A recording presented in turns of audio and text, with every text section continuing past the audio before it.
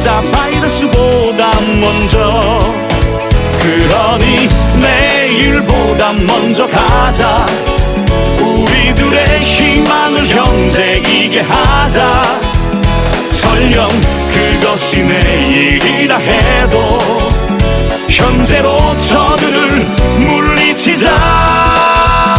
바이러스에게는 마스크가 없다. 어서 가자 바이러스보다 먼저. 여러분들은 지금 새날의 세계로 오셨습니다.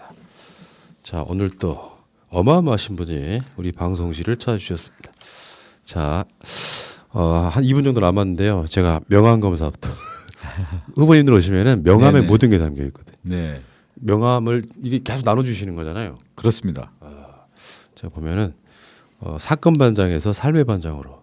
이거 지금 그 선거 사무소에도 이렇게 걸려 있죠. 맞습니다. 저 현수막으로 걸었습니다. 한 번 더 보여주세요. 화면. 아까 그 화면. 이 현수막이 걸린 거네요. 멋있어요. 괜찮습니까? 그 사실은 그 밑에 예. 무슨 이렇게 식당 간판이 있어가지고 적당히 잘라냈어요. 예. 그 건물이 1, 2, 3층이 그 식당 건물이었는데요. 아, 예. 3층 저희가 임대해서 선거 사무실로 쓰고 있습니다. 아, 그러시구나. 야. 자, 다음에 충남 금산 출생 네. KBS 아나운서, JTBC 아나운서, 한국외대 정치외교학과, 성균관대 정치학 박사. 지금 더불어민주당 중앙당 부대변인이시고요. 네네. 그다음에 앞면에는 정치의 품격, 정치의 실력 1번 민주당의 승부수 박성준 이렇게 되어 있습니다. 여러분 궁금하시죠? 이런 명함이 나중에 제가 예전에 4년 전에 예. 받아놓은 명함들이 있는데 보면 되게 그게 추억 돋는다 그러죠. 그런 그런가요? 경우가 굉장히 많더라고요. 예. 저도 이제 첫 출마기 때문에 네. 슬로건을 어떻게 해야 되나 늘 고민하다가 네. 저렇게 이제 만들게 됐습니다. 잘하셨어요. 보면 이게 품격이 느껴지세요. 보면. 그래요? 다행입니다. 저쪽 미래통합당 쪽 사람들과는 예. 상당히 다른 품격이 느껴지세요. 보면. 감사합니다. 예. 자, 그리고 또 뭐 워낙에 좋아하시는 분들이 많으신 분이시기 때문에 네. 일단 한 수 이렇게 먹고 들어가시잖아요. 그렇지는 않고요. 아직은 좀 이제 지켜보고 있는 것 같아요. 저를 이제 만나는 분들과 얘기를 하면서 소통하니까 예. 그러면서 이제 박성준에 대해서 하나하나 이제 알아가는 것 같고 아직까지는 좀 모르는 분들이 좀 많이 있는 편입니다. 예. 새날에 나오신 분들은 대부분 당선이 됐습니다. 그렇습니까? 요거는 이제 여기서 기운 받고 가겠습니다. 과학적이진 않고 네. 유명한 새날 운빨이라는 예. 유명한 용어가 있어요. 예. 아슬아슬한 곳에서는 분명히 당선되십니다. 야. 자, 힘내시고요. 네, 에너지 힘내겠습니다. 드리겠습니다. 에너지 충전하고 가겠습니다. 자, 시작할게요. 자, 오늘 또 새날만의 아주 특별한 인터뷰 시작하겠습니다. 자, 오늘은 여러분들이 너무 좋아하시는 바로 그분 나오셨습니다. 박성준 중구송동구 을 후보님 어서 오십시오. 네, 반갑습니다. 박성준입니다. 목소리만으로도 그분 하시는 분들이 굉장히 많으실 거예요. 네, 그 오후 시간대 맞습니다. JTBC에서 예. 그 프로 되게 좋아했었는데 그러셨어요? 원래 이제 팟캐스트나 유튜브 청취하시는 분들은 네. 종편을 잘 안 보지만 그 시간대에 JTBC 본다 했던 그런 시절이 있었죠. 예, 맞습니다. 그리고 저녁 뉴스까지 이렇게. 그렇죠. 네. 제 앞에 프로그램 이제 뉴스 현장이 있었고요. 음. 제가 사건반장, 그다음에 이제 정치부 회의, 그다음에 이제 뉴스룸. 그래서 뒷편성을 잘해서 예전에 뭐 신문이 섹션화한 것처럼 아침에는 그 정치와 사회를 아우르는 프로그램을 해서 좀 특색 있게 해서 예. 인기가 상당히 있었습니다. 재밌었어요. 우리 잘 안 보는데도 가끔씩은 봤던 프로그램. 예. 예. 그런 분이 지금 이제 정치권에 들어오신 거고요. 자, 박성준 후보님을 간단하게 소개를 해드리면 96년에 KBS 입사하셨고요. 다음에 2011년에 JTBC 2012년입니다. 12년이에요? 예. 2012년에 JTBC로 이적하셨고 2020년 올해 1월 말에 JTBC 퇴사하셨고요. 2020년 2월 2일 날 지금 더불어민주당에 입당한 바로 그분이고 그 패키지로 어제 나오신 한준호 아나운서랑 고민정 대변인 뭐 박무성 이런 분들과 함께 입당하신 그렇죠. 거죠. 네 명이 같이 언론인들 중심으로 예. 해가지고 자, 뭐 이분을 소개할 때는 사건 반장 아까 말씀드린 것처럼 소개할 수밖에 없고 이게 여기 카피 하나 짜는데 굉장히 그 고민을 많이 하신 게 느껴져요. 그렇죠. 사건 반장에서 삶의 반장으로. 예. 어떠십니까? 그 삶이라는 키워드를 찾아내기 위해서 굉장히 고민하셨을 것 같은데. 근데 저는 이제 사건반장 하면 그 사건 뉴스 중심으로 예. 다루게 되는데 우리의 어떤 삶이 녹아내린 프로그램이었어요. 거기에는 이제 뭐 여러 사건들, 특히 뭐 살인 사건도 많았고 그렇죠. 요즘에 또 문제가 되는 뭐 성착취 뭐 이런 예. 사건들도 많이 다뤘고요. 또 하나는 이제 미담 사례도 다뤘고 또 이혼 문제, 또 재산의 어떤 분배 문제 이런 얘기를 하면서 우리의 인간의 어떤 삶의 모습들이 이런 면이 있구나라고 하는 간접적인 뉴스를 이제 전달했다고 하면은 이 삶의 반장은 현장에 들어가서 우리 유권자 또 시민 여러분들이 어떤 생각을 갖고 또 어떤 정책을 펼쳐줬으면 좋겠는지를 직접 듣는 삶의 의미라고 할 수 있겠죠. 그렇죠. 네. 국회의원의 이제 예. 본 업무가 그런 거기도 하고요. 예, 맞습니다. 맞습니다. 근데 이분이요 훌륭하신 게 개소식 안 하시고요 헌혈하셨다고. 헌혈 캠페인을 했습니다. 예.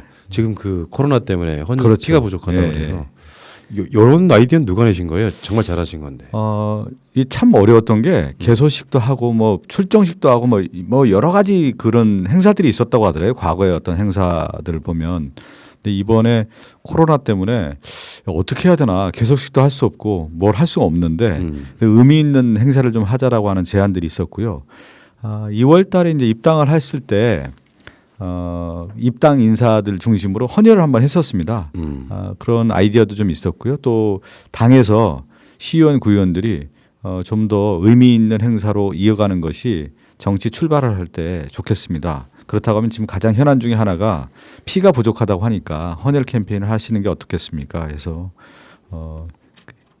개소식 대신에 헌혈 캠페인을 하게 잘하셨죠. 됐습니다. 요즘 그러니까 정치 신인들이 얼굴 알리는 데는 진짜 어려운 시기죠. 그렇죠. 아니 얼굴을 알리려고 길거리 서 있어도 마스크를 써야 되니까. 예. 마스크 안 쓰면 또 개념 없다고 그러고 하고. 예. 어쨌건 잘하셨고요. 얼굴은 보여드리고 싶은데 마스크 쓰니까 이러지도 저러지도 못하는 상황이죠. 진짜 이번 선거는 희한한 선거 같았어요 분명히. 예. 아침에 이제 출퇴근 인사를 하는데 꼭 물어보시는 분이 계세요. 명함드리고 본인이냐고. 왜 그러냐면 마스크를 쓰고 있잖아요. 그쵸, 그러니까 그쵸. 그렇게 여쭤보시는 분들이 띠 차는 건 지금 후보 본인하고 부인 정도밖에 못 차지 않아요? 그렇죠. 저 혼자 지금 선거운동 아침 네. 출퇴근하고요. 예. 이렇게 명함 드리고 있습니다. 그러니까 띠 차는 분들은 다 본인들이세요, 여러분 혹시? 그렇죠. 뭐 스텝이라고 생각하시는 분들 네. 없었습니다. 본인만 할 수 있습니다. 예. 네. 자, 근데 지금 이게 처음에 그 공천할 때요. 네네. 민주당 메시지는 이런 거였거든요. 박 후보자는 균형감 있게 공정한 시각에서 공론장을 만들기 위해 노력한 언론과 소통의 전문가다. 네. 국민과 소통하며 신뢰받는 정치를 복원할 것으로 기대한다. 말하자면 이게 일종의 이제 그 행간에 숨어 있는 키워드는 네네. 저는 품격이라고 생각해요. 예. 막말하지 않는 언론인, 네네. 뭔가 중심을 잡고 네. 그런 분이 이제 민주당으로 들어왔다 뭐 이런 네네. 자랑 같습니다. 그러니까 앵커들도 예전에 이제 규격하다는 앵커들이 많았지 네. 않았습니까? 이제 KBS 9시 뉴스 하는 앵커들이 있었고 또 큰 앵커의 이제 흐름 중에 이제 바뀐 이유 중에 하나가 종편사가 등장하면서 뉴스 전문 채널도 등장을 하고요. 많은 앵커들이 이제 등장을 했는데 거기에서 그 진행 방식들이 이제 파격적인 진행들이 많이 이루어진 것 같아요. 자유로움과 이제 속도 이런 의미는 담았는데 그러면 시청자들이 바라볼 때 과거에 느꼈던 앵커의 모습과 또 자유로움과 이제 속도를 유지를 하는 새로운 어떤 앵커의 모습들이 있는데 거기에서 중간을 좀 잘 이어줄 수 있는 앵커에 대한 바람도 좀 있었던 것 같아요. 네. 그러니까 품격도 있고 어떻게 보면 이제 정형화돼 있지만 자유로움도 좀 추구하면서 자유롭게 진행하고 또 진행도 좀 속도감 있게 진행하는 사람이 누구겠느냐라고 하는 질문들이 좀 있었던 것 같은데 그 중에 제가 그래도 방송 진행하면서 좀 평가는 좋았던 것 같습니다. 예. 앵커 세계에서도 그렇고 시청자들도 제가 특집 방송 생방송을 많이 했었는데 그때도 원만하게 참 진행했고 깔끔하게 진행했다는 평가들이 있었거든요. 그리고 사안을 다룰 때도 좀 균형 있게 다루고 있다라는 어떤 시각들이 있어서 당에서도 그런 점을 좀 바라본 것 같습니다. 저는 그런 생각했거든요. 네. 그 공정 언론으로서의 네네. 한때 굉장한 이미지를 가졌던 JTBC가 네네. 사실상 유일하게 건져 올린 인물 저는 그렇게 봤어요. 그러니까 그 JTBC라고 하는 곳에서. 예. 근데 이제 사실 방송사에서 이렇게 뭐 이런 일들을 하셨던 분은 기본적으로 그런 생각을 되게 본능적으로 하실 것 같아요. 네네, 내가 네. 대중한테 어떻게 보여야 되는지 그걸 이제 그 민주당 뭐 도정환 전략 공천관리위원장 입장에서는 네네. 이제 언론과 소통의 전문가라는 말은 이 일반적으로 들어오신 다른 직업의 분들과는 예, 예. 다른 게 있는 거죠. 예. 그런 그 어떤 전문성 같은 게. 그 전문성 중에 하나가 뭐냐면 방송 진행력도 있겠지만 이제 그 방송 내용을 얼만큼 담아내서 콘텐츠 있게 진행하느냐에 대한 부분인데요. 보통 이제 일반적인 뉴스는 앵커 혼자 이제 전달하는 방식이라고 하면 토크나 토론이나 이런 인터뷰 같은 경우는 상대가 있지 않습니까? 예. 아마 앵커께서도 저하고 이제 방송을 하면서 저 사람이 어느 정도 되는지 이렇게 생각하지 않습니까? 근데 주로 패널들이 우리나라 최고의 패널들이 저하고 이제 방송을 하다 보면 그 패널들이 저를 또 평가하는 것 같아요. 저도 이제 그렇죠, 패널들을 그렇죠. 평가하지만 무게를 딱 재더라고요. 저 앵커는 어느 정도 된다. 또 그 뭐 시나리오가 있는 방송이 있고 또 생방송 뭐 전혀 이제 특집 방송 같은 경우에서 얼만큼 내공이 있는지 드러나게 되는데 그분들도 이제 저를 좀 좋게 평가했던 것 같아요. 방송 내용에 대한 정확한 이해와 더불어서 정리할 수 있는 힘과 또 사안에 대해서 어떻게 접근하는지를 알고 패널들이 저를 좀 높게 평가한 것이 아마 균형이 있다라는 시각이 사실 그 동료 집단에 의해서 일차적인 어떤 평가가 있지 않습니까? 그렇죠. 그 부분이 좀 인정받지 않았나 싶습니다. 저도 이제 이것만 7년째 하고 있거든요. 아, 예. 그러니까 지금은 생방송을 하지만 옛날에는 예, 예. 이제 게스트들을 엄청 많이 모시는데 예. 딱 아까 말하는 그 근수도 한다 그랬었잖아요. 그렇죠. 무게를 딱 달지 않습니까? 근데 느낌이라는 게 있어요. 예, 예. 그러니까 저는 지금 박성준 후보진 보니까 그냥 등원하시면 예, 예. 일단 민주당 바로 대변인. 아, 그래요. 왜 그러냐면 이미지라는 게 있거든요. 예, 그러니까 예. 이 비호 감독은 높은 사람이 대변인을 하면 본인들 그러니까 지지자들한테는 그게 네네. 먹힐지 모르겠는데 일반인들한테는 아예 안 보게 되는 효과가 네, 있거든요. 네. 근데 그 느낌이 딱 있어요. 균형감, 네. 안정감, 품위 아, 이런 그래요? 아유, 감사합니다. 너무 높게 평가하시는지. 게. 목소리에서부터 풍겨지는 그 예. 이미지가 있잖아요. 예. 잘 되실 것 같고요. 아, 예, 감사합니다. 새날 기운을 못 확 받습니다, 지금. 아, 예. 되게 희한한 게 네. 어제 그 우리 저기 갑자기 성함이 생각이 안 나는데 네. 어제 나오셨던 그 아나운서 한준호 제 후보. 예. 성씨가 생각이 안 나서요. 예, 한준호 후보 같은 경우에도 보면은 그런 품격들이 느껴지더라고요. 예, 그러니까 사람이 아주 좋죠. 언론인 출신인데 이쪽 결은 분명히 그런 느낌이 예, 있어요. 예. 비슷한 느낌이 있어요. 네네. 뭔가 이렇게 상대에 대한 배려가 있고 예, 예. 또 뭔가 생각이 깊어 보이는 사람. 예, 예. 그러니까 단순히 출세를 위해 뛰는 사람들이 아니라 뒤도 돌아볼 줄 알고 남도 배려할 줄 알고 이런 네네. 것들이 느낌으로 와닿더라고요. 그런 모습을 유지하려고 하고 있고요. 저도 이제 방송하면서 늘 고민했던 게 있었어요.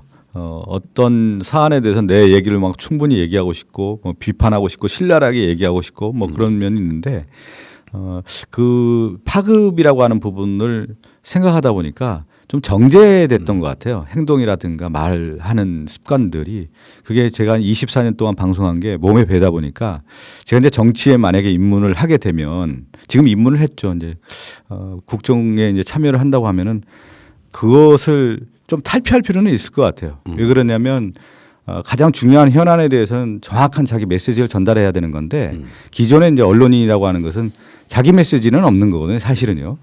그렇다 보니까 그 부분을 얼마큼 제가 넘을 수 있느냐 숙제로 남아있다고 좀 생각이 네. 들더라고요. 근데 이제 이런 건 있어요. 네네. 아까 제가 이력 소개해드릴 때 2020년 2월 2일 날 예, 그러니까 예. 1월 말에 퇴사하셔가지고 바로 민주당 입당하신 거거든요. 그런 논란은 항상 있어요. 네, 맞습니다. 특히 청와대 대변인 같은 경우 갈 때는 그런 경우가 항상 예, 있는데 예. 그 부분 누가 혹시나 물으신다면 어떻게 답하시겠어요?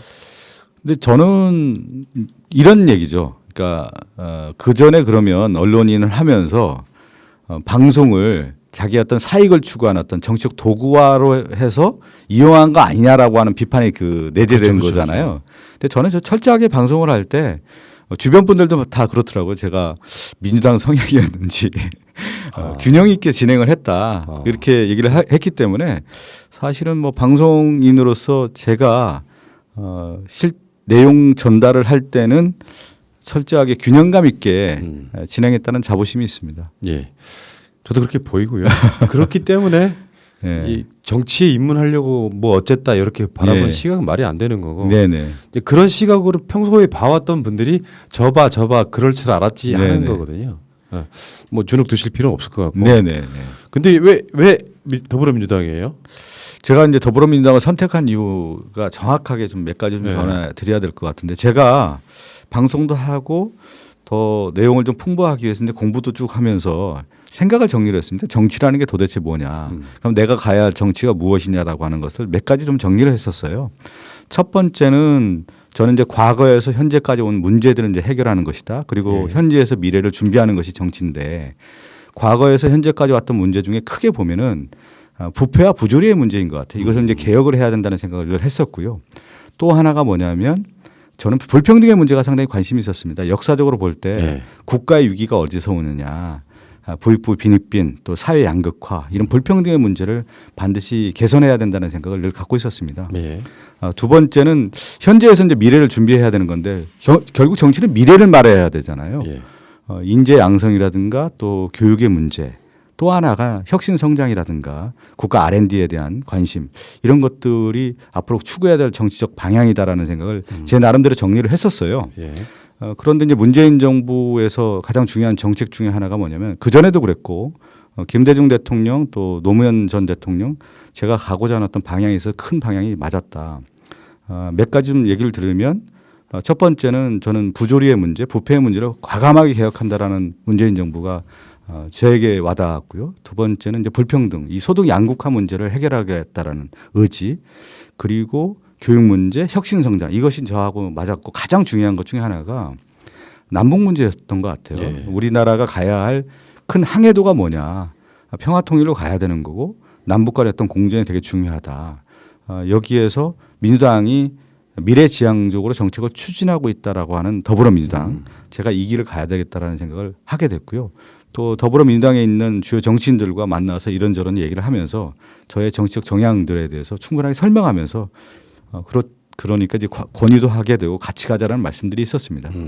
이제 말씀하신 내용은 사실은 이제 우리가 막 오랜 시간 동안 사유했던 건데 이러면 대한민국이 보수와 진보라는 가치가 네. 정상적으로 존재하는 국가는 아니고 네네. 사실은 이제 뭐 친일, 네네. 친재벌, 네네. 뭐 독재 부역 그렇죠. 또 이런 어떤 그 흐름에 있는 비정상적 보수가 분명히 있거든요. 네네네. 근데 그렇다 보니까 정말로 생각 있는 언론인이라고 하면 내가 그쪽 성향이 아니라 정상적으로 민주당처럼 또는 민주당이 입당하는 정도가 네네. 정상적이라고 생각해요. 제가 봤을 때 그렇게 진보적이지도 않고 네네. 오히려 좋은 가치를 지키자고 맞습니다. 하는 그 예. 훨씬 더 나을 것 같다는 생각이 제가 뭐 들어요. 진보적인 성향이다 이렇게 말씀드리는 없고 저는 그냥 균형 있게 좀 상식적인 수준에서 정치를 바라봤고요.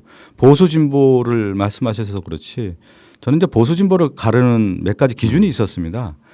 경제적인 문제에서는 성장이냐 분배냐는 논란이 있었지 않았어요. 그런데 지금 우리나라는 성장과 분배 어떤 균형 이 정책이 이제 민주당이 추구하는 방향이라고 좀 생각했고요.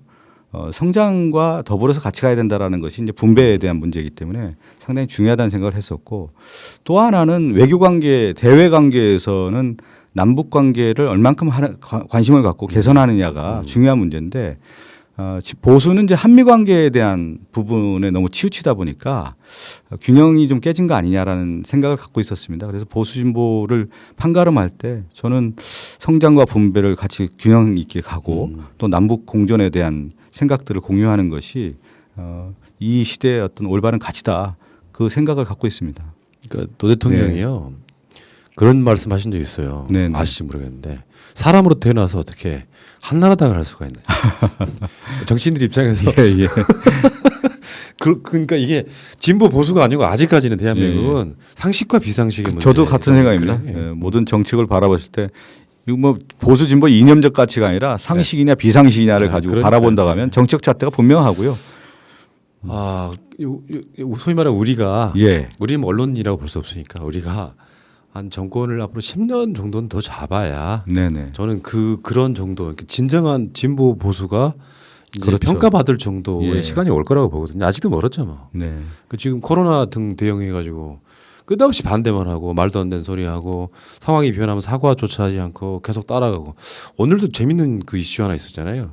이 트럼프 대통령이 이제 의료 장비 좀 지원해달라. 예. 그거 어떻게 받아들일까? 되게 궁금한 거예요. 반대를 위한 반대만 하다 보니까 예를 들면 무조건 도와준다고 하면 우리 장비 부족하다고 할 거고. 네네. 근데 또 반대로 말하면 안 한다고 그러면 또 미국 왜 안 도와주냐고 할 거고. 동맹이 깨졌다고 할 거고. 네네. 그러니까 이게 막 중구난방으로 막 발목만 잡다 보니까 저 사람들 입장에서는 어쩔 때는 정말 조용히 입 다물고 있을 수밖에 없는 상태가 돼버리더라고요. 네네. 그 이런 상황을 만약에 지금 현직 앵커로 계셨다면 어떻게 설명하실 수 있을까요?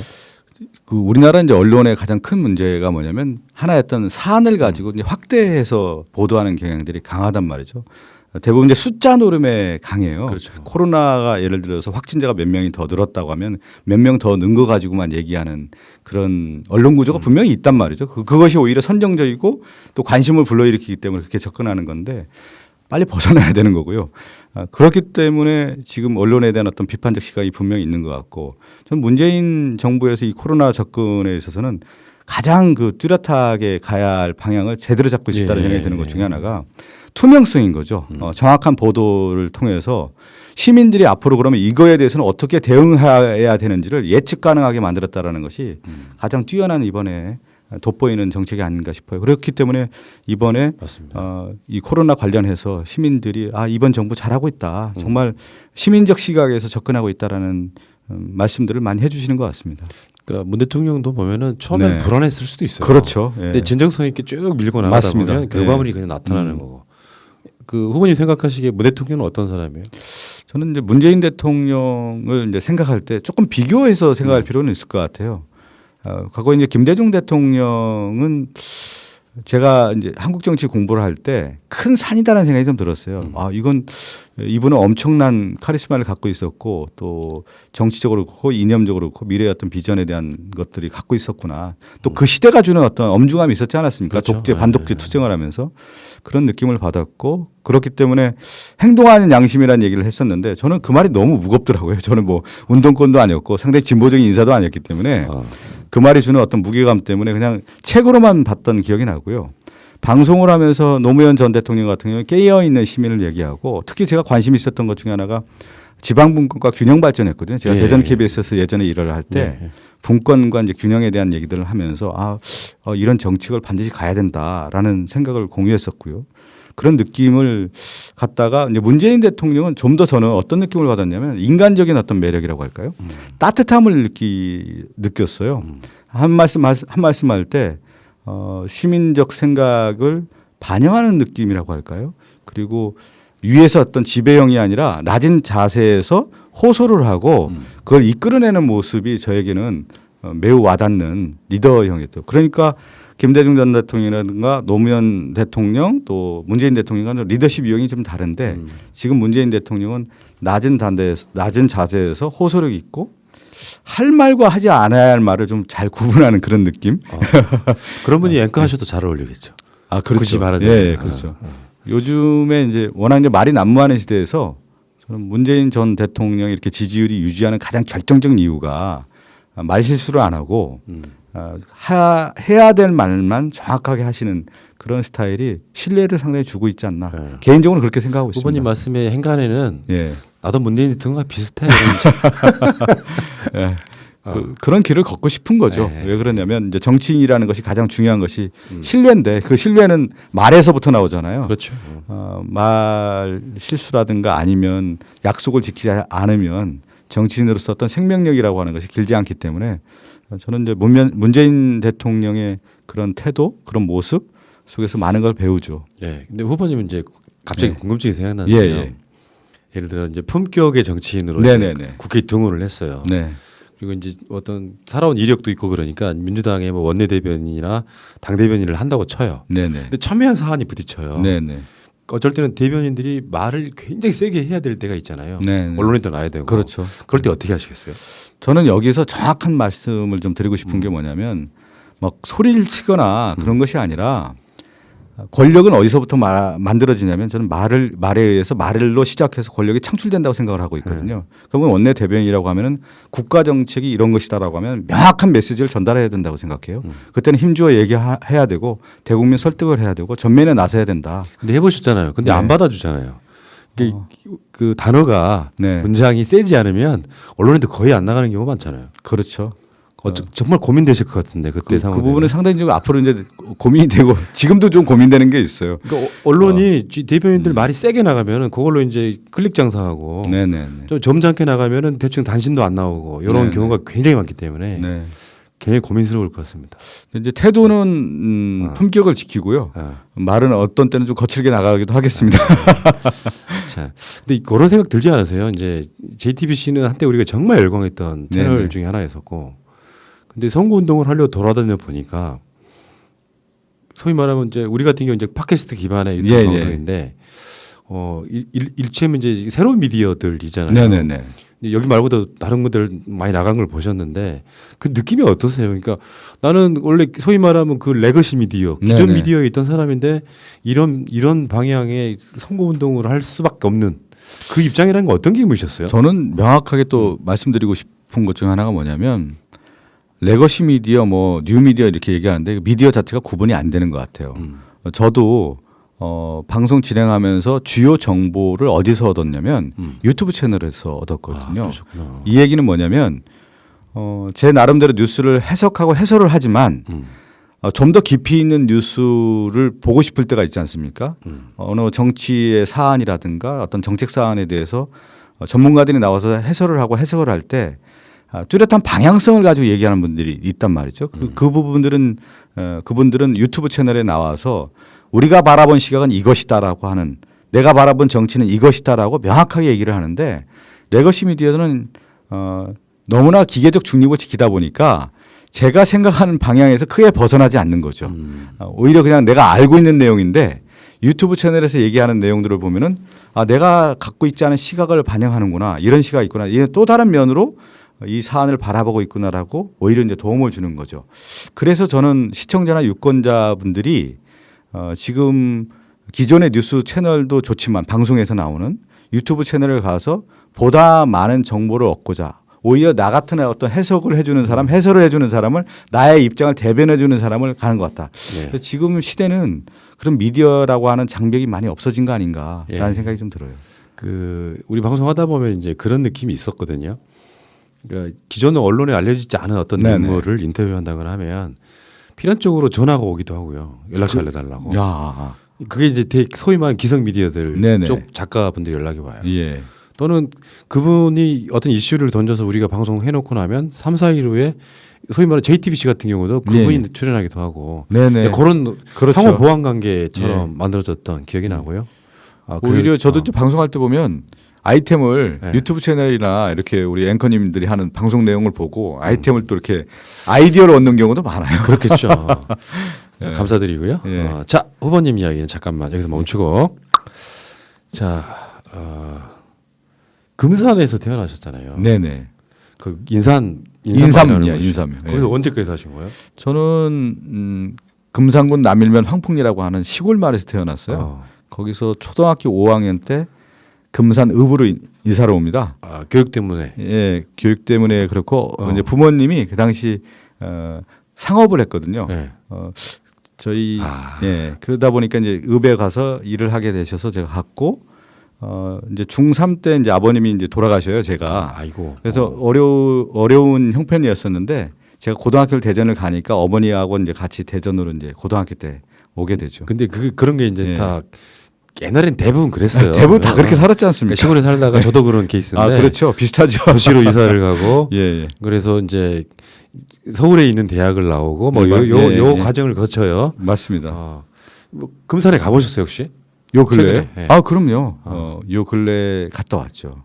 지금 우리 금산에서 어떤 이 홍삼 만드시는 분 예, 예. 광고도 하고 있는데 다 그렇게 연결이 되는. 그래요? 그럼 아마 저하고도 알 수 있는 분일 겁니다. 그렇죠. 금산이면 뭐. 그러니까 이게 한두 달이 건너면 한국 사람 다 아는 네, 거예요. 네. 금산에서는 이제 우리 박성준이가 금산 출생이라고 뭐. 아마 그럴 거예요. 그쪽 시골에 가시면은 네, 네. 아시는 분도 있을 것 같고. 금산에서 인물 났다고 하겠죠. 어떤 경우는 현수막도 걸리고 그렇습니다. 만약에 이제 국회에 들어가시면은 정청래 의원을 좀 뵀어요. 예. 정청래, 그렇지. 예. 그쪽 분이시죠. 정청래 의원이 이제 그 충남 금산군 진산면 출신이거든요. 예. 거기 인물 나셨죠. 정청래 의원이 워낙 뭐 정치적으로 뛰어난 분이시니까요. 정청래 의원님 보고 계시면 저번처럼 전화 한번 주세요. 자, 근데 이제 예. 뭐 금산으로 갈 수도 있겠지만 예. 이제 서울에 그것도 한가운데 중구 그러면 전통적으로 그렇죠. 예. 뭐 종로가 정치 일원지라 그래도 저는 중구가 가운데잖아요. 맞습니다.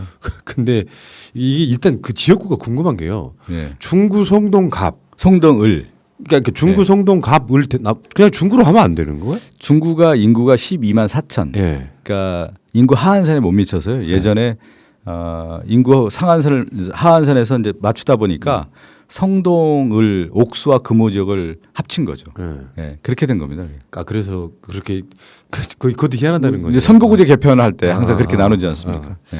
자 어쨌건 그 제가 전반적으로 봤을 때요 네네. 라인업을 한번 지금 이렇게 쭉 명단이 나와 있는데 아, 예, 예. 앞에 라인업을 쭉 보면 괜찮아요. 민주당 라인업이 이제 권역으로만 따지면 그렇죠. 서울 예. 가운데 즈음에 있는 네네. 종로, 중구, 성동 갑을 용산, 그렇죠. 뭐 광진 갑을 동대문 갑을 뭐 이런 정도 이 분위기가 예, 전반 라인업이 쫙 괜찮더라고요. 아 그래요. 어. 예. 그러니까 지금 뭐 종로만 해도 이낙연, 다음에 중구 성동 갑의 홍익표, 그렇죠. 중구 성동을의 박성준 네. 이런 식의 그 라인업들이 네네. 약간 그 같이 상승하는 게 분명히 있지 않습니까? 네네. 그 분위기는 괜찮을 것 같은데 일단은 여기 지금 지상욱 후보라고 오랜 시간 동안 바른정당, 바른미래당을 떠도시다가 네네. 최근에 이제 합당을 하셔가지고 새로운 보수당이었죠 얼마 전까지는. 네. 그래서 누구나 다 알려져 있듯이 그 부인 덕으로 정치하신다는 예. 뭐 말씀 안 하셔도 돼요. 우리는 그렇게 생각을 하는 거죠. 예. 심은하 씨 남편이 바로 이분하고 지금 기존에 있던 종호준 후보 이분도 무소속 출마하시는 걸로 알려져 있는데요. 지금 알기로는요 아직 발표는 안 하셨는데 네. 불출마하는 걸로 좀 가닥이 그렇습니까? 잡혔다라는 얘기가 좀 들립니다. 이분이요 그 이런 게 있거든요. 지금 그 정일영 박사 아실 분은 아실 거예요. 그렇죠. 정대철 의원, 정호준 이렇게 해가지고 이분들이 이 중구 지역에서요 네. 15선을 했대요. 그렇죠. 그러니까 그 새로운 지역에 들어가기가 그렇게 쉽지는 않은데. 예, 예. 중구가 요 근래에는 뭐 박성범 전 의원, 나경원 의원, 뭐 지상 의원까지 네. 해서 보수 진영이 상당히 강세였고요. 또 정치적으로도 상당히 이제 비중 있는 인물들이 이제 등장을 했던 지역이고 중구 지역민들의 성향이 정치 중심, 경제 중심이라고 하는 자부심이 매우 강한 지역이더라고요. 그래서 제가 이제 신진 인사로 이렇게 들어가다 보니까 어떻게 왔는지 놀라고 왜 왔어 이렇게 반문하는 분도 있지만 제가 그런 얘기를 드렸거든요. 지금 말씀드린 것처럼 중구가 정치의 중심, 경제 중심인데 그러면 과거의 정치인들이 제대로 했느냐 새롭게 한번 바꿔봐라. 그렇죠. 그래서 박성준이 승부수로 한번 들어가서 제대로 된 정치를 펼친다고 하면 이제 다시 과거의 그런 불명예가 아니라 이제는 새로운 어떤 명예회복과 더불어서 중흥기를 맞이할 수 있는 정치인을 한번 만들어봐라. 이렇게 주문해서 왔습니다. 이렇게 말씀드립니다. 예. 네. 그러니까 우리는 이제 정치를 객관적으로 보는 네. 그런 그 시각이 있잖아요. 네.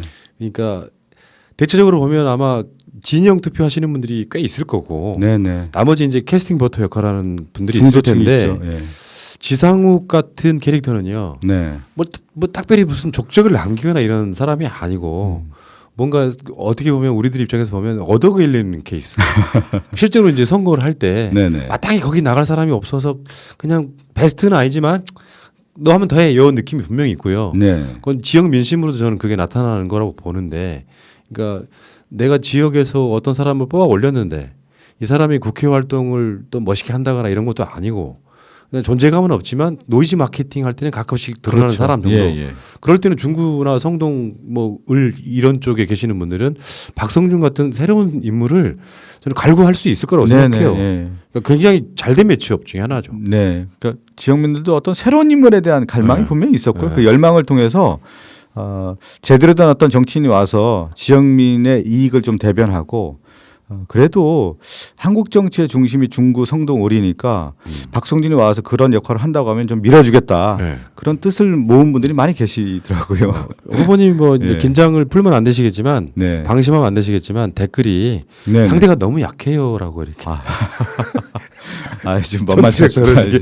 지금 말씀드린 것처럼 중구 지역이 보수 진영의 아성이라고 해도 과언이 아니기 때문에. 아니 그랬다면은 지금 그 아까 말씀드린 것처럼 예. 정일영 박사, 정대철, 예. 정호준 이분들이 15선 할 수 있는 지역도 사실 아니죠 알고 보면. 요 근래에 이제 보수 진영으로 바뀌었더라고요. 아, 요 요 근래. 근래. 그러니까 박성범, 뭐 나경원, 지상욱 그쵸. 이렇게 아. 정호준 의원이 한 번 했고요. 음. 그 이전에 다 보수당이 했다고 보수당이 했었습니다. 지역 내려가 보니까 어떠세요? 그 기존에 있던 민주당 분들과 결합이 잘 되시는 편이에요 지금? 저는 좀 다행인 게 참 처음에 걱정을 많이 했었는데 전임 이제 지역위원장이 전순옥 전 의원이었어요. 예. 그분이 이제 저를 만나서 상당히 이제 많은 어떤 고민 끝에 저에게 이런 말씀을 하시더라고요. 정치는 이제 대의를 위해서 해야 되고 민주당이 이제 승리를 해서 안정적인 의석 확보, 다음에 차기 정권 재창출까지 가기 위해서는 박성준 후보에게 문을 열어주겠다 이런 말씀을 하셔서 지역에 있는 시군구 의원, 시구 의원들이 저와 이제 같이 가게 되고 조직을 좀 안전적으로 저에게 예. 인계하면서 그래도 이제 크게 감사할 수밖에 없는 게 전순옥 전 의원이 하나하나 이제 만들어놨던 터전들이 있지 않습니까? 그 터전을 저에게 이제 줬으니까 그 터전에 제가 좀 어떻게 보면 좀 그 쉽게 왔다는 표현은 아니지만 이렇게 오면서 잘 길을 열어줘서 정말 감사드리죠. 그러니까 전순옥 의원 전 보좌관 출신이 우리 네네. 방송 현재 고정 패널이에요. 아 그래요? 그리고 이제 전순옥 의원은 전태일 열사. 네네. 이제 그러니까 이런 분들은 좀 결이 참 어떻게 보면 예뻐요. 예 맞습니다. 예, 그런 거 있잖아요. 무턱대고 막 네네. 버티기 하고 막 탓세 부리고 이러면 또 골치 아파지는데 예. 그렇게 결합을 무리 없이 했다 그러면 훨씬 더 좋네요. 예, 그러니까. 그래서 저 선대위원장도 전순옥 전 의원님이 좀 해주시고 계시고요. 훌륭하시다 의원님. 예. 감사드립니다. 지역이 막상 내려가 보니까 예. 체감하는 민심은 어떻습니까? 좀 나눠지는 것 같아요. 저는 이제 방송할 때 음. 아무래도 이제 오피니언 리더들을 많이 만나지 않습니까? 예. 또 언론도 뭐 지상파 중심 아니면 뭐 조중동 이런 분들 많이 만나게 되는데 문재인 정부에 대해서 상당히 좀 비판적이었어요. 대부분에요. 예. 그리고 경제적으로도 좀 뭐라고 할까 자리 잡힌 분들은 좀 많이 만났을 때는 상당히 비판적인 시각이 매우 높았는데 제가 지역으로 갔을 때 지금 앞서 뭐 설명드렸던 코로나라든가 또 문재인 대통령의 진정성 이런 얘기들을 많이 하면서 성공한 정부가 돼야 된다. 그렇죠. 그 힘을 실어줘야 된다는 말씀을 많이 해줬고 또 지역민들에게 명함을 줬을 때 이렇게 얘기하시는 분 많아요. 말 안 하고 선거 끝났네요, 뭐. 그런가요? 제가 이제 민주당이니까 또 민주당 성향인 분들은 그렇게 얘기하시는 거 같은데 아니 그런 건 아니고 예. 제가 한숨만 가르쳐드리면 어떻게? 지역에서 의사 표현이 자연스럽게 많이 나오면 그게 밑바닥 민심에 있어서 네네. 부끄럽지 않다는 뜻이거든요. 그러네요. 이게 네. 대표적인 걸로 그렇게 표현이 되는 거죠. 만약에 네네. 민주당이 부끄럽거나 문재인 정부가 싫으면 지지를 해도 조용히 네. 그냥 지나가 버리고 말죠. 그럴 수가 있겠는데 어쨌든 제가 지역을 이렇게 다니면서 적극적으로 응원해 준 분들이 많이 계시다라는 거에 대해서 크게 힘을 받고 있어요. 이제 그런 전략을 구사하셨으면 좋겠어요. 우리가 항상 주장하는 건데 음. 발목은 잡을 수 있고요. 네네. 반대를 위한 반대를 할 수는 있어요. 근데 일반 국민들, 그러니까 상식을 가진 국민들 입장에서 보면 대안이 안 되는 정당이거든요. 네네. 그러니까 이 사람들 뽑아서 말하자면 당신들 말처럼 코로나 대응이 잘못됐다고 치자. 당신들 말처럼 경제가 안 좋다고 치자. 그러면 미래통합당을 뽑으면 네네. 대안이 되느냐에 대한 근본적인 질문을 계속 물어봐야 된다고 생각해요. 그렇죠. 예. 그러니까 미래통합당의 가장 큰 문제는 미래지향적이지 않다라는 데에서 시민들의 시각이 있는 것 같아요. 오히려 이제 과거 회귀적이고 문제가 발생했을 때 과거를 그리워하는 분들이 많이 계시잖아요. 그렇죠. 오히려 한 발자국 더 나아가서 미래를 그리려고 하는 게 아니라 과거 시절이 그리우니까 미래를 얘기하지만 과거로 돌아가려고 하는 회귀 본능이 있는데 미래통합당의 모습은 좀 회귀 본능이 더 강한 모습이 아닌가. 제 그러니까. 판단은 그렇게 하고 있습니다. 지금 제가 봤을 때 의원님이 뭔가 이렇게 천을 타고나신 거예요. 제가요? 그러니까 국회의원이 되기 위해서는 어떤 네네. 사람들은 막 십수해도 안 되시는 분들이 있는데 그렇죠. 시대적 흐름을 잘 타고 나면 네네. 의외로 국회에 쉽게 가시는 경우도 있습니다. 네. 지금 딱 그 시기가 아닌가. 이런 얘기 해도 될지 모르겠지만 제가 이제 KBS에서 네. JTBC로 이적할 때 네. KBS가 워낙 이제 안정적인 그렇죠, 직장이지 그렇죠. 않습니까? 그래서 종편사를 간다라는 것은 상당히 어떻게 불안하죠. 보면 무리수였는데 저는 과감하게 이제 새로운 어떤 방송 시장이 열린다 해서 사표를 던지고 JTBC로 갔습니다. JTBC 갔고 제가 2012년 11월 달에 갔는데 손석희 사장님이 2013년 5월에 오시고 아. 9월에 이제 앵커를 하셨어요. 네. 그래서 손 사장님이 뉴스룸을 하고 제가 아침 뉴스를 했습니다. 그래서 그 메인 뉴스가 보통 아침 뉴스와 저녁 뉴스지 않습니까? 그쵸, 그쵸. 그래서 이제 같이 양대축을 갔는데 양대축이라는 표현보다는 손 사장님이 이끌고 제가 이제 보조를 그쵸, 하는 그쵸. 앵커였는데 그 이후에 JTBC가 이제 중흥기를 또 맞아서 손 사장님이 이제 주요 뉴스를 이끌었다고 하면 보조적인 어떤 뉴스에서는 제가 이끌어서 예. 한 7년 동안 제가 앵커를 JTBC에서 계속했습니다. 제가 그랬다니까 아까 네. 말씀드렸잖아요. JTBC가 예. 남긴 적적은 분명히 있어요. 거기서 지금 우리가 유일하게 건져 올린 인물이에요. 아, 그러니까 잘 되셔야 된다는 이야기예요. 예, 잘 돼야 됩니다. 예. 우리들이 왜 이제 기성 미디어하고 어떨 때는 싸우고 어떨 때는 보조를 맞추는데 예. 한참 막 박근혜 탄핵이나 이런 시점에서는요. JTBC 보도가 또 우리한테는 굉장히 주요하게 쓰이는 정보이기도 했고요. 그렇죠. 그 예. 상호 작용을 이렇게 예. 했던 기억이 나서 JTBC가 지금 유일하게 남겨준 인물 네네. 박성준 후보. 반드시 당선돼야 됩니다. 근데 이 박성준이라는 이름이 예. SBS의 그 최근에 물의를 일으키신 분하고 똑같아가지고 김성준입니다. 거기는. 그분은 김성준이세요? 예, 예. 어쨌건 그렇게 물어보시는 분들이 있어요. 그런 얘기 하는 분은 많지는 않았는데 어. 딱 한 사람 있더라고요. 이름이 비슷해가지고 SBS 그 김성준인 줄 알았다고 하는 분은 딱 한 번은 봤어요. 그러니까. 저도 네. 그 주위에 오늘 뭐 박성준 전 앵커 인터뷰한다 그러니까 그 사람 무슨 물이 일으킨 사람 아니요. 그래요. 아니라고. 근데 방송사를 좀 이렇게 혼동하는 분이 계시더라고요. 그렇죠. JTBC인지 SBS인지를 네. 명확하게 구분하는 분은 도 있지만 안 그런 분도 있죠. 알겠어요. 예. 예. 자 공약이 있으시잖아요. 예, 예. 보통 공약이라고 하는 게 이것은 꼭 지키겠다 하는 공약들이 있거든요. 네, 네. 이거 진짜 해보고 싶은 또는 꼭 임기 내에 해보고 싶은 공약 뭐가 있을까요? 큰 공약들은 제가 이제 국가 정부 민주당 정부가 같이 가는 공약들인 거고요. 아. 제가 이제 지금 제일 중요하게 생각한 것은 지역이니까요. 지역 공약. 중구 성동 을 지역 특히 중구는 경제 중심이에요. 예. 동대문 시장과 남대문 시장이 있고 또 평화 시장이 그렇죠. 있고 소공동, 명동 다 이렇게 밀집한 지역인데 거기에 이제 소상공인들이 많이 계시고 또 제조업과 유통업을 하시는 분들이 많이 계시기 때문에 지금 좀 경기 침체가 되고 또 해외에서 많은 뭐 관광객들이 없다 보니까 매우 어려움을 호소하는 분들이 많이 계신데 저는 이제 소상공인들을 활성화할 수 있는 정책들을 좀 더 만들고 싶고요. 또 특히 이제 봉제 쪽에 있는 분들도 많이 계시더라고요. 그러면 이제 한류라고 하는 것이 꼭 노래만이 아니라 패션 브랜드도 좀 만들 필요가 있다는 생각이 좀 들어서 요즘 많이 만나는 분들하고 얘기를 하면서 그러면 한류 문화와 또 패션 산업 관련된 부분 또 소상공인들의 어떤 육성 관련된 부분 이 정책을 제가 반드시 좀 만들어서 국정에 크게 좀 반영할 수 있게끔 해야 되겠다는 생각을 좀 갖게 됐고요. 또 하나는 성동을이 주거 지역으로 좀 손꼽히는 지역입니다. 금호옥수 지역이 혹시 앵커님은 그 금호옥수 지역 요 근래 가보셨나요?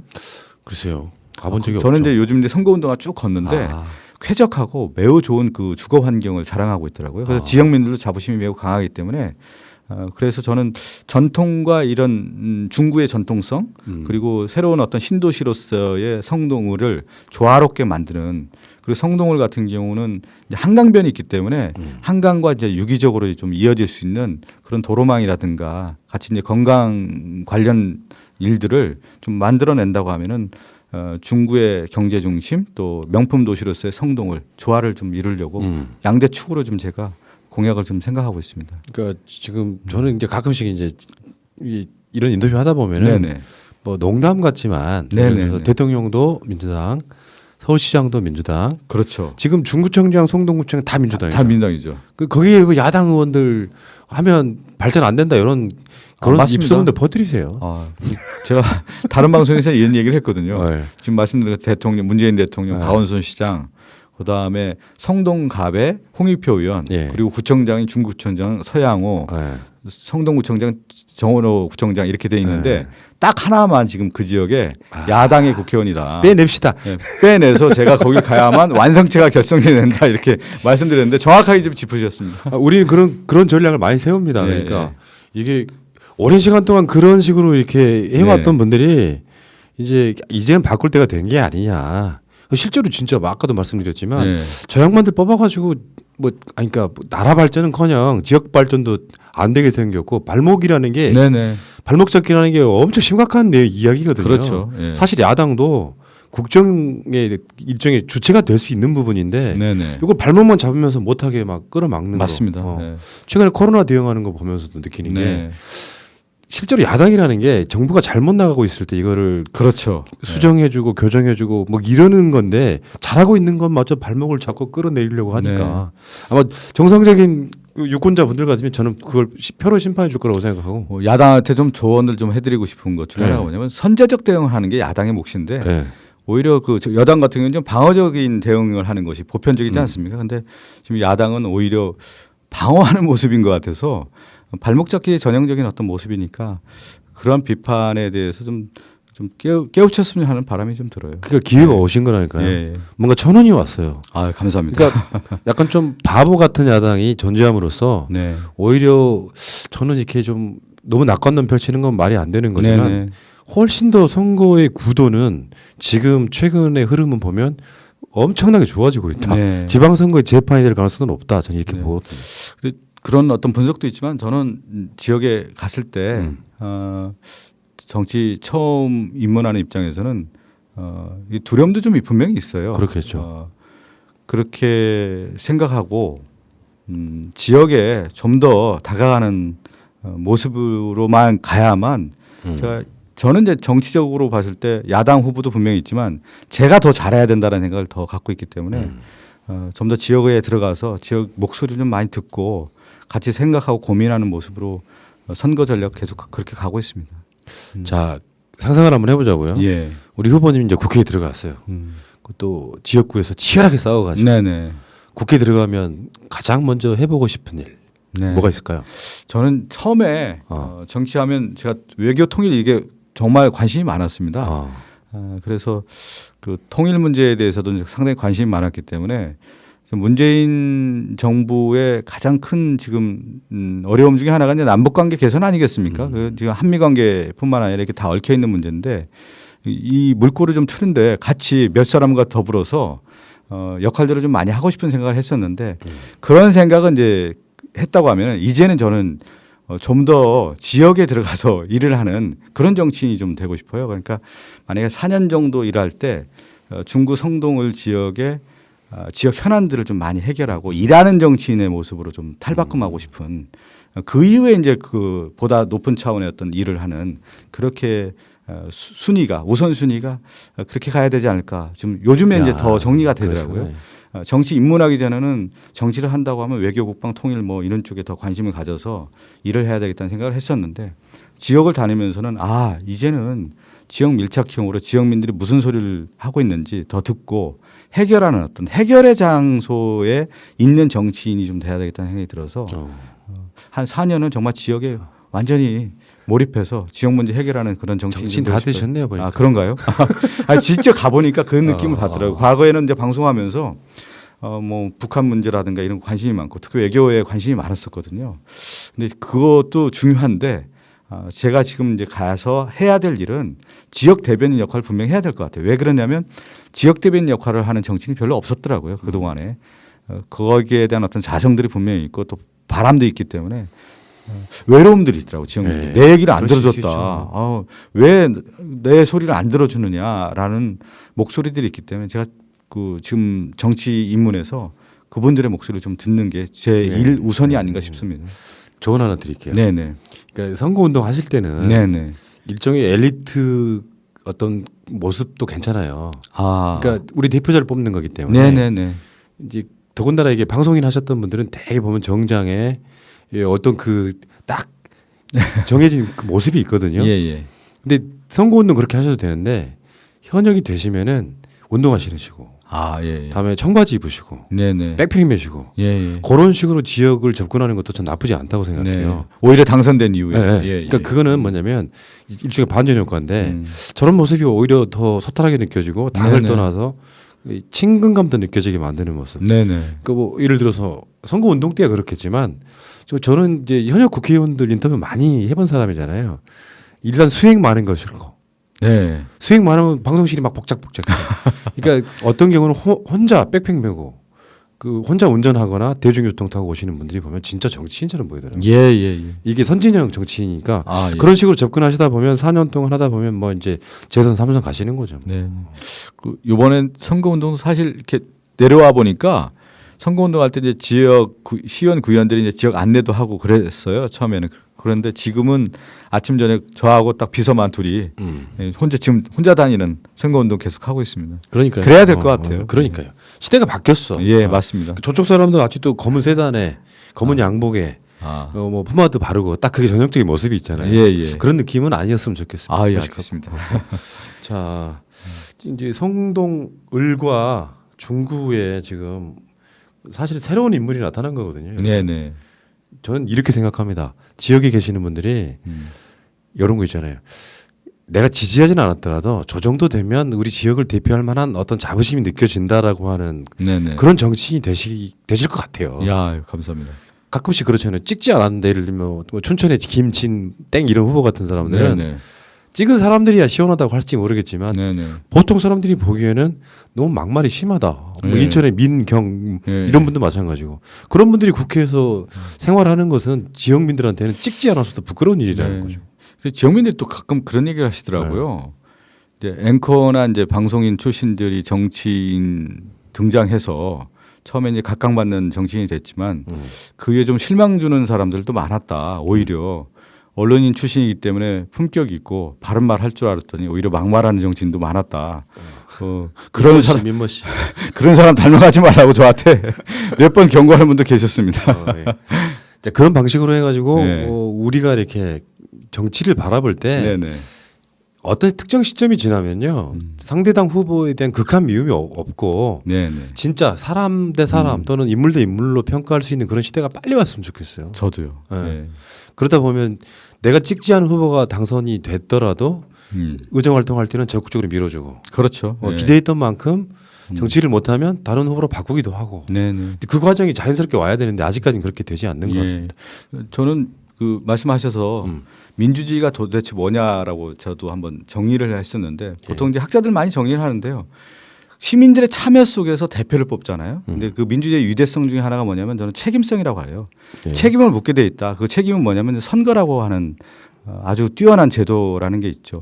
주민들이 참여해서 대표를 뽑았는데 대표가 잘 못하면 그 다음에 응징할 수 있는 게 선거 아니겠습니까? 그리고 예. 더 잘한다고 하면 그렇죠. 당근책으로 한 번 더 시켜주는 건데 저는 이 시기가 매우 중구 성동을에 그러면 야당 후보가 잘했냐 하면 또 그분들이 또 찍어줄 것 같고 그렇지 않다고 하면 새로운 어떤 인물이 등장해서 더 좋은 정치를 펼치라고 하면 그 책임성에 있어서 예. 제가 또 등장할 수 있다는 생각이 좀 들기 그러니까요. 때문에 예.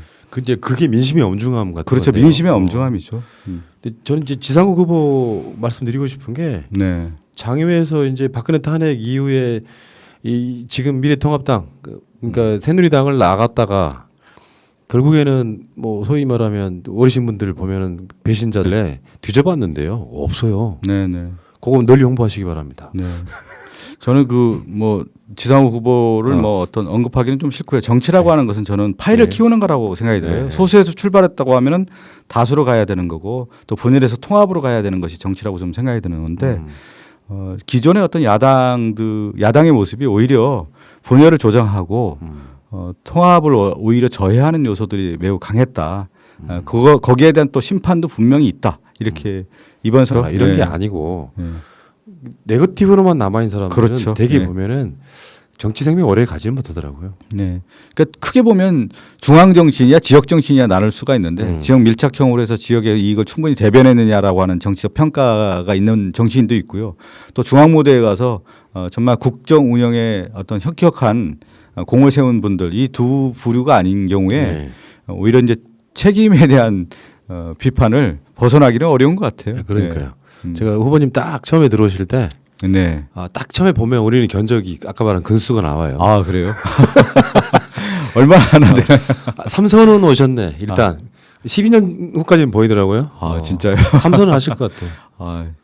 최선을 다해서 이번 이번 일단은 후과를, 그 말에 응원을 받고요. 이번 선거에 정말 잘해야 됩니다. 네. 예. 우리들 입장에서는 굉장히 감회가 새로울 수 있습니다. 예. 우리가 열심히 보던 JTBC에 네. 앵커 하시던 분이 우리 후보가 돼서 네네. 이제 어떤 뭐 선거를 다른 말로 따지자면 전쟁이잖아요. 전장에 나가고 있는데 뭔가 이렇게 어깨에 토닥토닥 뭐 네. 잘하시라고 막 힘내라고 응원해주고 싶고 그런 측면이 분명히 있거든요. 네. 그러니까 사람들이 이런 게 있어요. 언론 저도 그쪽 전공인데 아 예. 예를 들면 언론인이라고 하면 뭐 날카로운 질문과 뭐 공정성 이런 이야기 하는데 이건 이런 미디어들은 그런 게 아니거든요. 네네. 철저하게 진영 방송이다 보니까 네. 오히려 저- 저도 편합니다. 네. 저 사람 우리 식구 됐어? 네. 그러면 될 때까지 밀어주자 이런 분위기가 있는 거거든요. 예예예. 그래서 믿고 뒤에서 네. 다 응원하니까요. 예. 열심히 한번 싸워주시기 바라겠고 네. 요 카메라 보이시죠? 저기 네네네. 맨 오른쪽 보입니다. 카메라 예, 이제 보시면서 보입니다. 예, 예. 계속 저만 보고 이야기하신다고 아, 예. 썰버리셔가지고 아, 예. 잘생긴 앞에- 얼굴 좀 보자고. 잘 자, 보이나요? 하고 싶은 말 오늘 말씀 못하신 말 지금 말씀 마저 하실 기회를 드리겠습니다. 네. 제가 여러 번 이제 말씀을 드렸는데 저는 정치를 정말 하고 싶었어요. 어렸을 때부터 정치를 하고 싶었는데 그냥 뜻으로만 펼친 것이 아니라 하나하나 준비를 했습니다.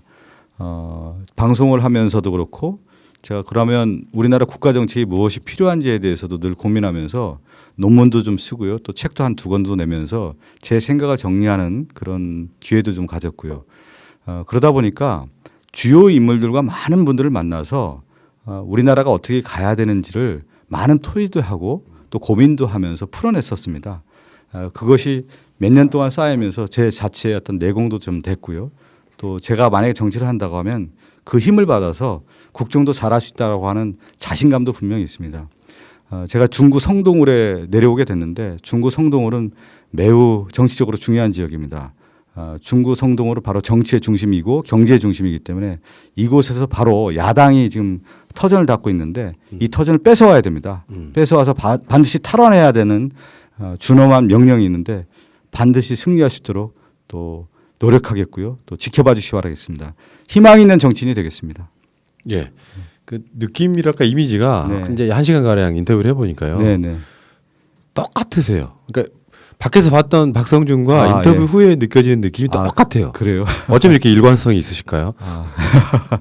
근데 저는 주변에서 이제 많은 분들 교류를 했는데 10년, 20년 뭐 이렇게 30년 친구들이 많습니다. 예. 변치 않고 비슷하다는 얘기들 많이 들었거든요.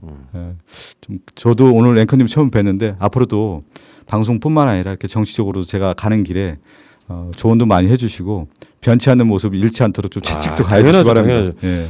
우리는 약간 그런 그 의리 이런 게 있어요. 예, 그러니까 예. 한번 정치를 저분이 예를 들어서 JTBC 시절에 좋은 방송했다. 네네. 그러면 실수 한 번 하셔도 봐드립니다. 네네. 한 식구니까 까방권 주고 그러면서 이렇게 오랫동안 같이 가야 그게 어떤 믿음의 관계들 네네. 저가 그러는 게 아니라 제가 그러는 게 아니라 우리 시청자분들이 그런 분들이세요. 네네. 이제 우리 식구 됐구나 이런 생각이 들어서 네네.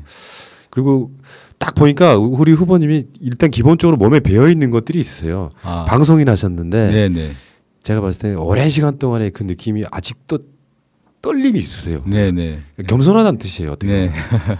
마음속으로 항상 그 보는 사람들에 대한 어떤 두려움 네. 또는 거기 그 어떤 겸손함 이런 것들이 예. 대화하실 때 그냥 다 나타나는 네네. 표정이 좀 있어요. 예. 훌륭하신 분인 것 같고 아유. 저 꼭 당선될 거라고 저는 믿고요. 예. 자, 우리 박성준 후보님 여러분 주위에 중구, 성동, 을에 계시는 분들 연락처도 좀 막 알려드리시고요.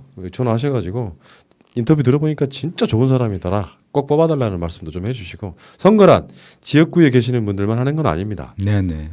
대한민국 사회에서 아까도 제가 말씀드린 것처럼 한 다리만 건너면 다 아는 사이인데 네네. 꼭 해서 이분 한번 국회에 한번 들여보내 볼까요, 여러분?